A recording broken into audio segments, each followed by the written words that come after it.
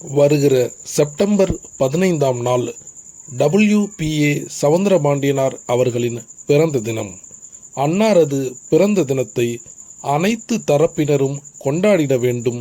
அது ஏன் என்று விளக்குகிறார் மயிலாடுதுறையில் இயங்கி வருகின்ற ட்ரீம்ஸ் இந்தியா ஃபவுண்டேஷன் என்கிற அமைப்பின் நிறுவனர் திரு விஜயன் அவர்கள்.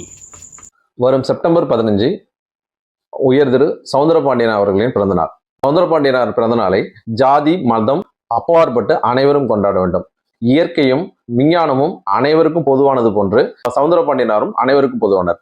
சவுந்தரபாண்டியனார் அவர்கள் சமநிலை சமூகம் உருவாவதற்கு பெரும்பாடுபட்டார். குறிப்பாக பிரிட்டிஷ் கவர்மெண்ட் இருக்கும்போது தாழ்த்தப்பட்ட மக்கள் பேருந்தில் ஏறுவதற்கு, பஞ்ச மக்கள் பேருந்தில் ஏறுவதற்கு அனுமதி மறுக்கப்பட்டது. அது இல்லாம அந்த டிக்கெட்லேயே நீங்க கொடுக்கக்கூடிய டிக்கெட்லேயே பஞ்சமருக்கு அனுமதி இல்லை அப்படின்னு அச்சிடப்பட்டு வெளியிட்டது.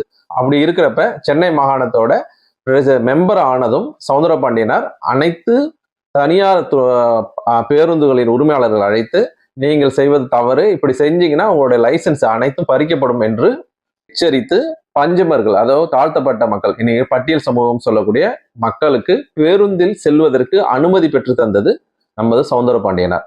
சவுந்தரபாண்டியனார் ஐயா அவர்களை கௌரவிக்கும் விதமாக சென்னையில் ஒரு பகுதி அவரின் பெயர் சூட்டப்பட்டது.